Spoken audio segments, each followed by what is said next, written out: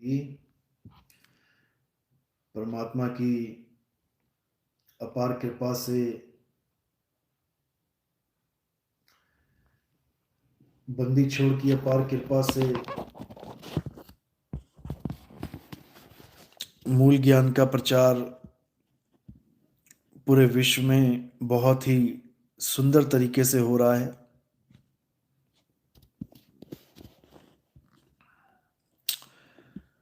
और धीरे धीरे ये ज्ञान पूरे विश्व में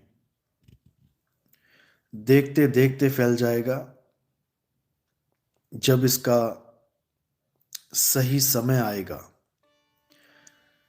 अभी जैसे एक किसान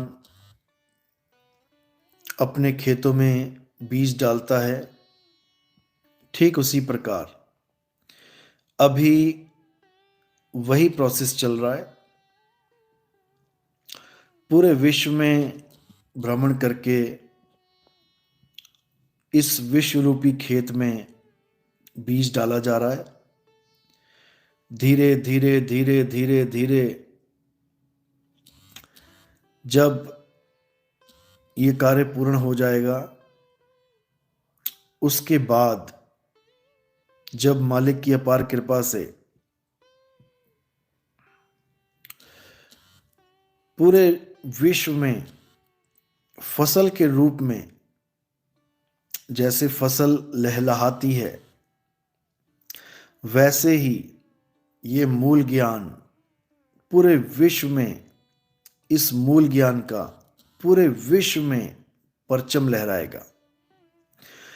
और ये जरूर होगा, इसको कोई रोक नहीं सकता।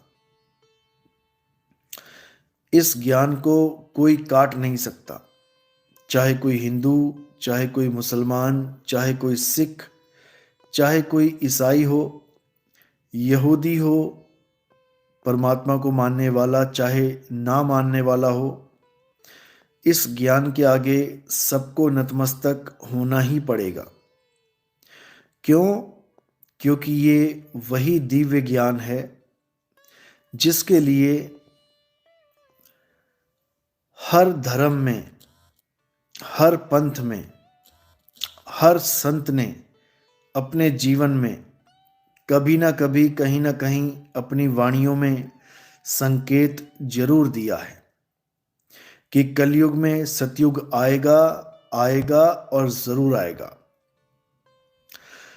कलयुग में सतयुग आएगा का मतलब ये नहीं कि सतयुगी देवी देवता आपको सड़क पे चलते हुए दिखाई दे जाएंगे, कि आप सोच रहे हो कि कलयुग में सतयुग आएगा तो विष्णु जी गरुड़ पे बैठ के आपको उड़ते दिखाई दे जाएंगे, या शंकर जी आपको नंदी पे बैठ के कहीं गलियों में घूमते नजर आ जाएंगे, या देवी देवता गण ब्रह्मा जी आपको ऐसे ही नजर आने लग जाएंगे। ऐसा कुछ नहीं होगा। अच्छे से समझ लो, कलयुग में सतयुग का क्या मतलब है, इसको अच्छे से समझ लो। कलयुग में सतयुग कैसे आएगा, इसमें क्या बदलाव होगा, अच्छे से समझ लो ताकि मन में कोई शंका ना रह जाए और आप सतयुग में भरपूर सहयोग कर पाओ। कलयुग में सतयुग लाने का जो जिम्मा है, ये हर ग्रंथ में किसी ना किसी अलग नाम बताकर बात बिल्कुल एक सी की गई है, केवल नामों का फेर है। कहीं पर कलयुग में सतयुग लाने वाले का नाम कल्कि अवतार बता दिया गया, कहीं पर कलयुग में सतयुग लाने का नाम इमाम मेहंदी बता दिया गया, कहीं पर कलयुग में सतयुग लाने वाले का नाम जीसस बता दिया गया, कहीं पे कलयुग में सतयुग लाने वाले का नाम मर्द का चेला, कहीं पर इलियास, कहीं पर निहि कलंक राया।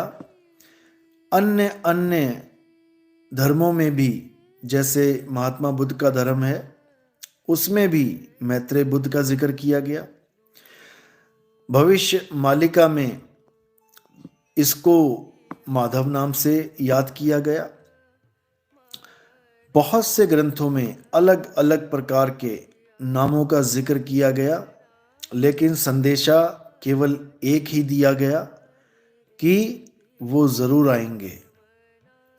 वो ज़रूर आएंगे जो पूरे संसार को इस भव सागर से पार कराएंगे और पूरे संसार को ऐसा बना देंगे जैसा ये सतयुग में होता था। यानी इतना बदलाव हो जाएगा इस संसार में, लोगों की सोच में, कि लोग सुख दुख से ऊपर उठ के इस पक्षपात, इस जातिवाद, इस धर्मवाद, इन सब चीज़ों से ऊपर उठकर सत्य को जानेंगे, इंसानियत को मानेंगे, ह्यूमैनिटी को अपनाएंगे और सब फिर से भाईचारे की डोर में बन जाएंगे और पूरे विश्व में कलयुग में सतयुग आ जाएगा। फिर कोई चोरी ठगी, कोई भी किसी भी प्रकार का धार्मिक झगड़ा, किसी भी प्रकार की जात पात की लड़ाई, ये सब भेदभाव खत्म हो जाएंगे और सब के सब एक मालिक की शरण में आएंगे, एक परमात्मा की शरण में आएंगे और ये सब होके रहेगा। इसको कोई माई का लाल रोक नहीं सकता, क्योंकि ये सब प्री प्लान्ड है। ये पहले से ही घटित होने वाली बातें हैं जो अच्छे से, जिसके बारे में जिक्र किया जा चुका है। तो अब केवल सही इंतजार का समय करना है। सही समय का भी आगमन होने वाला है और बहुत ही लोगों ने जो संकेत हैं दे दिए हैं, भविष्यकर्ताओं ने संकेत दे दिए हैं और भी बहुत सी बातें सामने आ रही हैं, उजागर हो रही हैं।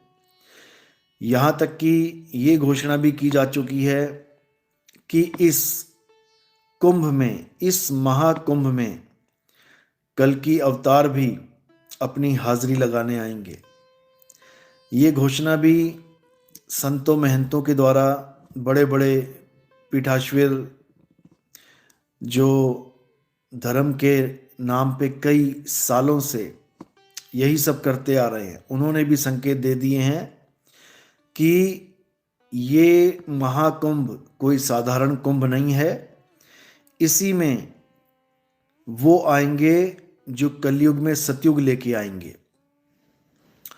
और ये परम सत्य है, इसमें कोई दो राय नहीं है कि उनका आगमन होगा तभी कलयुग में सतयुग आएगा, अन्यथा ये कभी नहीं आ सकता। तो हमने अब ये निर्णय करना है कि हम कली काल की पूजा में व्यस्त रहेंगे और जन्म बर्बाद करेंगे, या हम कल की अवतार की फौज में भर्ती होंगे, कल की अवतार के साथ खड़े होंगे और युग परिवर्तन में एक बहुत बड़ा सहयोग करेंगे। अब ये समय आ गया है, निर्णय का समय आ गया है। केवल दो ही पार्टियां हैं, केवल दो ही पक्ष हैं, एक सत्य और एक असत्य, या तो कली काल या कल की अवतार। तीसरी कोई ऑप्शन किसी के पास है ही नहीं। तो जो कल की अवतार हैं वो कोई देह नहीं है, वो कोई शरीर नहीं है। कोई भी उन्हें शरीर मानने की गलती तो बिल्कुल ना करे, और अगर कोई अपने मुंह से कहता है कि मैं कल की अवतार हूं, यानी अपनी काया को आधार बना के कहता है, तो समझ जाना कि वो कल की अवतार नहीं हो सकता। क्योंकि कल की अवतार कभी ये नहीं कहेंगे कि मैं कल की हूं। यही इमाम मेहंदी के बारे में बताया जाता है। उनकी पहचान, खास निशानी बताई जाती है कि इमाम मेहंदी कभी अपने आप को इमाम मेहंदी नहीं कहेंगे। वो नहीं कहेंगे कि मैं इमाम मेहंदी हूँ। इसका सीधा सा साफ सा मतलब ये है कि जो शरीर दिखाई दे रहा है वो कभी उसे इमाम मेहंदी नहीं कहेंगे। क्यों? क्योंकि लोग हमेशा शरीर के आधार पर ही नाम रखते हैं। कोई भी नाम है शरीर के आधार पर ही रखा जाता है। जैसे ईसा मसीह रखा गया है तो शरीर के आधार पर ही रखा गया है। अगर कल्कि अवतार रखा गया है तो शरीर के आधार पर ही रखा गया है। अगर मर्द का चेला या निकलंक राया या मैत्रेय बौद्ध नाम रखा गया है तो शरीर के आधार पर ही रखा गया है। लेकिन बिल्कुल साफ बता दिया गया कि इमाम मेहंदी कभी नहीं बोलेंगे कि मैं मेहंदी हूँ, बल्कि लोग उन्हें कहेंगे कि आप ही इमाम मेहंदी हो। ये उनकी निशानी है। लेकिन दुख के साथ कहना पड़ रहा है कि आज के समय में जिसको देखो वो अपने आप को कल्कि घोषित करने में लगा हुआ है।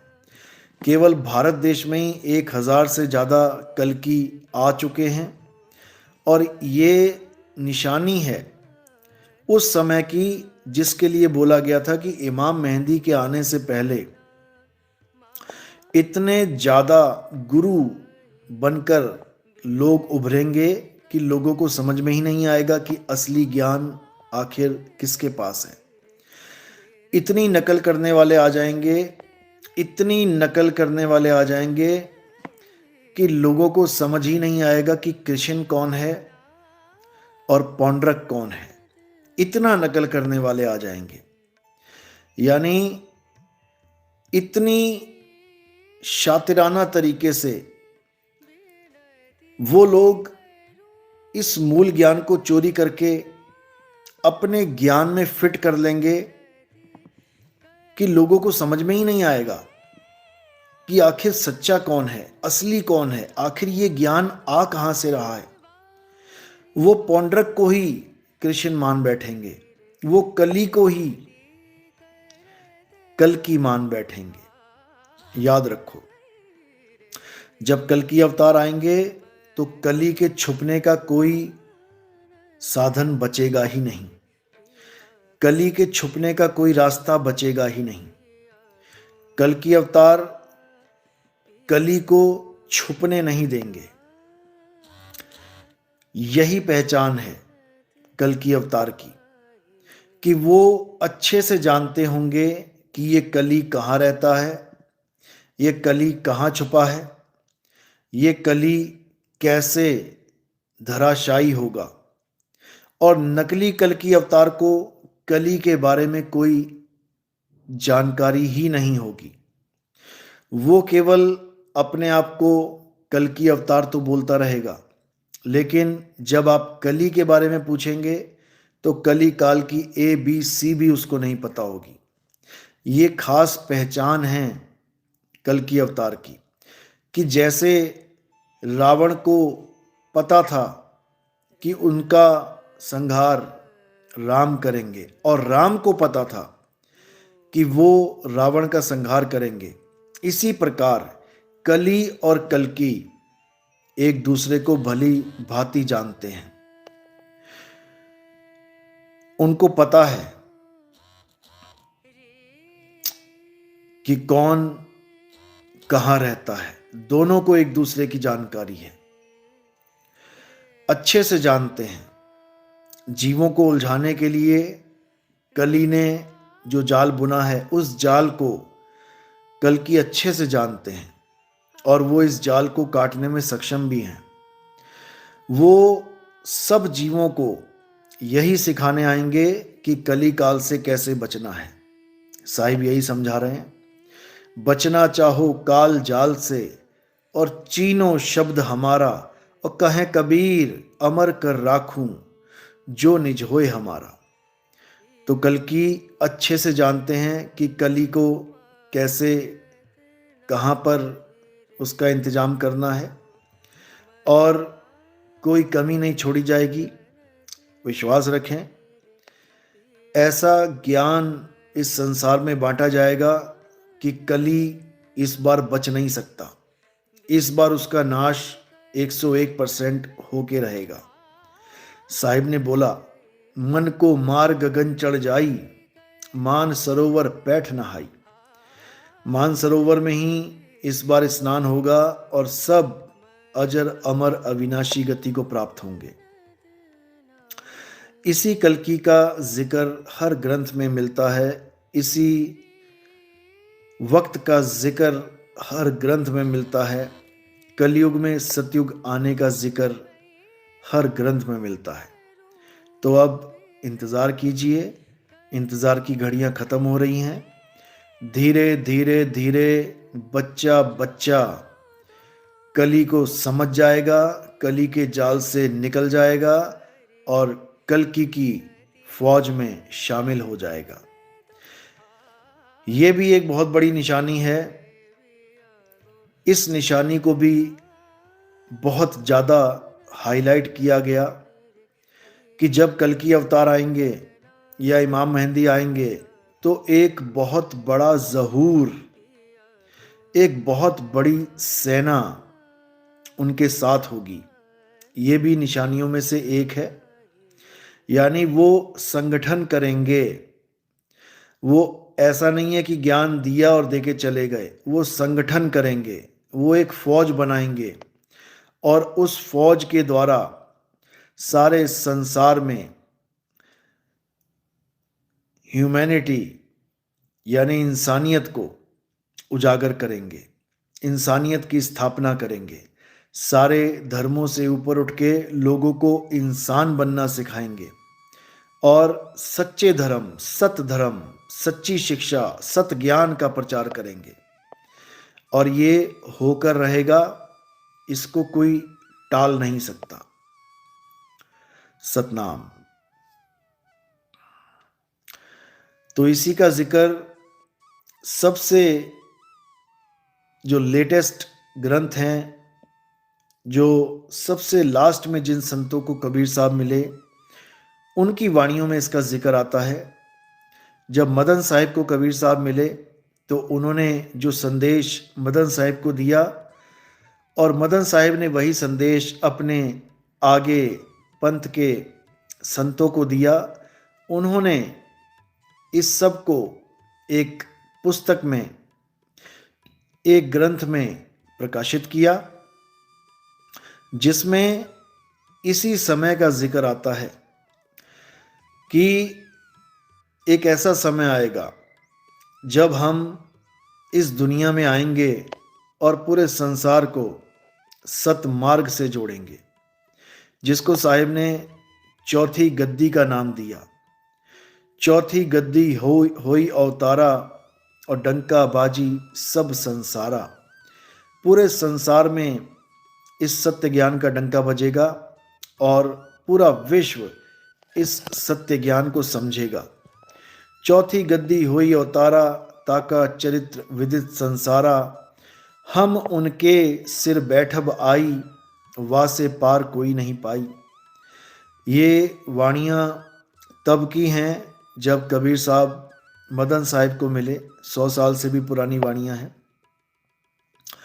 और उन्होंने पूरा संदेशा दिया है इस वाणी में कि कैसे कैसे हम पूरे विश्व को तारेंगे, पूरे विश्व में मूल ज्ञान का डंका बजाएंगे, पूरे विश्व में सत्य ज्ञान की लहर चलाएंगे और इसमें अज्ञान का नाश होगा।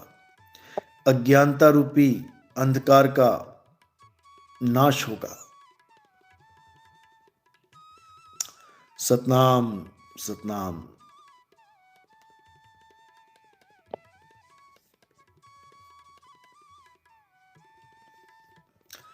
तो अब इस मूल ज्ञान को, इस सत्य ज्ञान को अच्छे से समझना है, क्योंकि मेरे भाई ये आखिरी मौका है।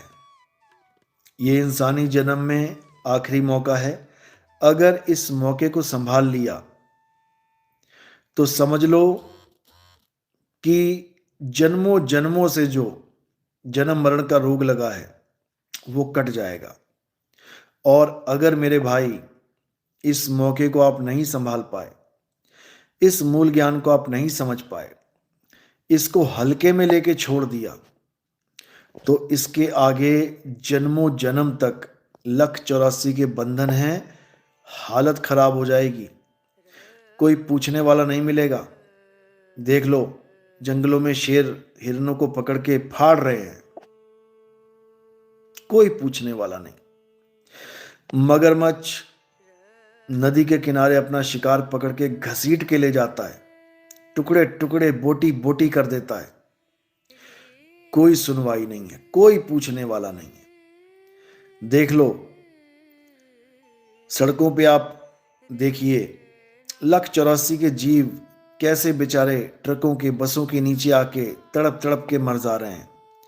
कसाईयों के बाड़े पे देखिए, बकरा खड़ा खड़ा पूरा दिन इंतजार करता है मौत का। मुर्गे देखिए, मृत्यु को पल पल महसूस करके तड़पते हैं, लेकिन कोई पूछने वाला नहीं है। इसलिए मेरे भाई, ये इंसानी जन्म बहुत अनमोल है, ये बार बार नहीं मिलेगा, इसको लेखे लगाना है। अगर एक बार ये इंसानी जन्म बर्बाद हो गया तो मेरे भाई दोबारा रास्ता जल्दी नहीं मिलेगा, हालत खराब हो जाएगी। इसलिए इस सत्य ज्ञान को जानो, इसको समझो।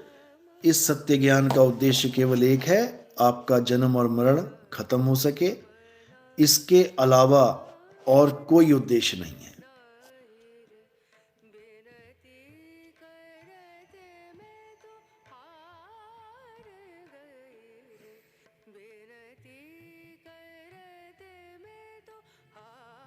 सतनाम सतनाम सतनाम नाम सतनाम।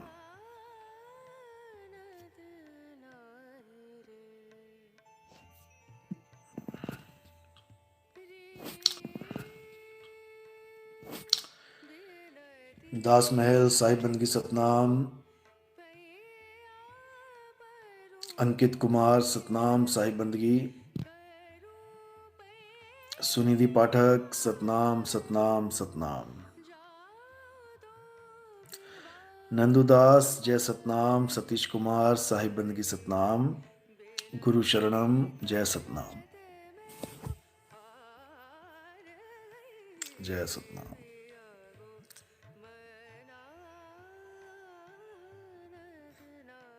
राखी राम सतनाम।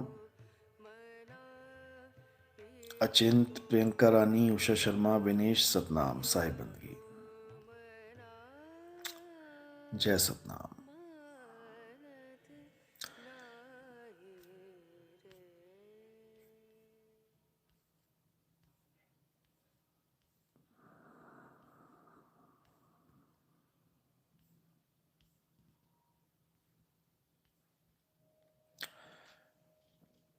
तो इसी को अच्छे से समझ जाना है कि अब कल्याण होना ही होना है, अब इसमें कोई शक नहीं है। और ऐसा नहीं कि केवल हिंदू धर्म में ये बदलाव होगा, ये सारे संसार में हर धर्म में बदलाव होगा। यहूदी धर्म भी बदलेगा, बिल्कुल बदलेगा, कोई शक नहीं है, क्योंकि उनके ग्रंथों में भी बताया है, जिक्र किया गया है कि इलियास नाम का एक नबी वापस आएगा और पूरे संसार में सत्य का यानी कि यहोवा का प्रचार करेगा। उसमें यहोवा मेंशन है, और इलियास का मतलब भी ये होता है कि यहोवा मेरे प्रभु हैं। इसका अर्थ भी यही है कि यहोवा मेरा प्रभु है। और लोग यहोवा यहोवा करके बहुत से गाने बना के बैठ गए हैं, बहुत से सॉन्ग्स यहोवा के नाम पे दुनिया भर के प्रचलित हैं। यहोवा राजा है, सामर्थ्य से भरपूर है, बहुत से ऐसे भजन बनाए गए। लेकिन केवल भजन गाने से, यहोवा यहोवा करने से यहोवा मिलने वाला नहीं है। यहोवा को समझना पड़ेगा, आखिर यहोवा है क्या। यहोवा का मतलब है जो मैं हूँ वो ही मैं हूँ। यानी मैं वो हूं जो मैं हूं। ये बहुत ही गुप्त भेद है यहोवा का, और इसके खुलने का अब समय आ चुका है। आज तक लोग केवल यहोवा को एक भगवान मान के, एक परमात्मा मान के पूजते थे, उनके नाम के जयकारे लगाते थे, लेकिन अब लोग जान पाएंगे कि आखिर यहोवा किस अवस्था का नाम है। आखिर यहोवा तत्व है तो है क्या? क्यों? क्योंकि यहोवा का अर्थ है मैं वो हूं जो मैं हूं। यानी यहाँ पे तत्व ज्ञान की बात चल रही है। तत्वज्ञानी ही आपको बता सकता है कि यहोवा क्या है और वो कैसा है। तो उसी तत्व ज्ञान को उजागर करने के लिए यहूदियों में इलियास नबी का नाम लिया गया, सिखों में मर्द का चेला बोला गया, मुसलमानों में इमाम मेहदी, ईसाइयों में ईसा मसीह सेकंड कमिंग, और हिंदू धर्म में कल्कि बोला गया। इसी को गरीबदास जी महाराज कबीर साहब की वाणियों में निहि कलंक राया बोला गया। इसी को भविष्य मालिका में माधव नाम से याद किया गया। और बहुत से अन्य संतों ने भी बिना नाम लिए ये बोला कि युग जरूर पलटेगा, कलयुग में सतयुग जरूर आएगा। तो अन्य अन्य ग्रंथों में एक ही बात लिखी है और उसको समझने का फेर है केवल। हम उसको समझ नहीं पाते, इसलिए हम कुछ और ही मान के बैठ लेते हैं कि कोई कल्कि अवतार आएंगे, घोड़े पे बैठ के आएंगे, नंगी तलवार लेके आएंगे। कब आएंगे? 4,32,000 साल के अंत में। बताओ। अरे भाई, 5,000 साल में तो 50-50 टुकड़े करके फ्रिज में लगा दिए गए। 5,000 साल में ही 17 बार टुकड़े कर करके कुकर में उबाल उबाल के लाश को, मछलियों को फेंक दिया गया खाने के लिए। अभी 5,000 साल में ऐसा कलयुग आ गया है, तो तुम क्या सोच रहे हो कि 4,32,000 साल के बाद घोर कलयुग आएगा? अरे ये घोर कलयुग ही चल रहा है, ये घोर कलयुग ही चल रहा है मेरे भाई। इससे बड़ा कलयुग और कोई नहीं आने वाला है। और तुम्हें नहीं पता कि ये कलयुग का अंत चल रहा है, ये अति हो चुकी है, ये अति है कलयुग की। अब कलयुग में सतयुग का आगमन होने वाला है, और जो लोग सत्य को जानेंगे, सत्य को पहचानेंगे, सत्य से प्रीत लगाएंगे, सद्भाव में रहेंगे, केवल वही सतयुग में एंटर कर सकते हैं। बाकी के बस की बात नहीं है। बाकी सब कली काल के जाल में फंस जाएंगे और बार बार जन्म मरण में धक्के खाते रहेंगे। कोई बचाने वाला नहीं है, समझ लो इसको।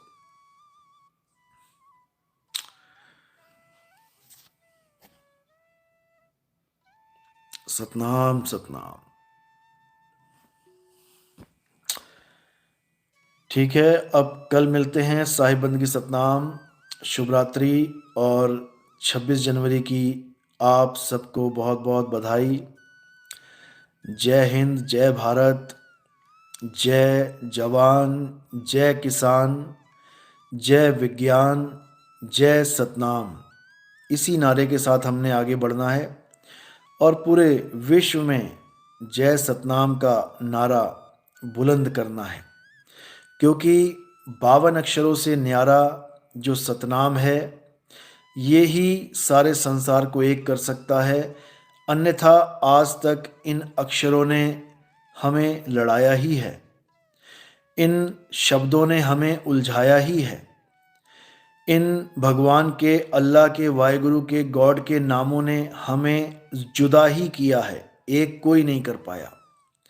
अब हम सबको एक करने के लिए जय सतनाम का नारा इस कलयुग में पूरे जोर शोर से लगाया जाएगा और पूरे संसार में जय सतनाम का परचम लहराएगा। ये भी वाणी में पहले से ही दर्ज है। जब आगे के सत्संग खोले जाएंगे तो एक एक चीज समझा दी जाएगी। क्योंकि जैसा कि मैंने बोला था कि अभी केवल बूंद आई है, अभी समुंदर बाकी है। एक बूंद में ही पता नहीं कितने पौंड्रक बन के बैठ गए, एक बूंद भी नहीं पचा पाए और पौंड्रक बन के जगह जगह बैठ गए। अभी तो समुंदर आएगा मेरे भाई, और अज्ञान की ऐसी धज्जियां उड़ाएगा कि ये सारे पौंड्रक, क्योंकि कृष्ण को पता है कि पौंड्रक का इंतजाम कैसे करना है। कृष्ण ने पौंड्रक का पूरा इंतजाम किया था। इसी प्रकार नितिन दास को भी पता है कि इन नकली गुरुओं का, इन नकली पौंड्रकों का क्या करना है। आप बिल्कुल चिंता ना करें, पूरा इंतजाम हो चुका है, बस सही समय का इंतजार करें। क्योंकि पूरे विश्व में केवल एक एक झंडा होगा, एक झंडा, एक नाम, एक भाषा होगी। समय आ गया है, बस अब देखते जाइए आगे आगे होता है क्या। साहिब बंदगी, सतनाम।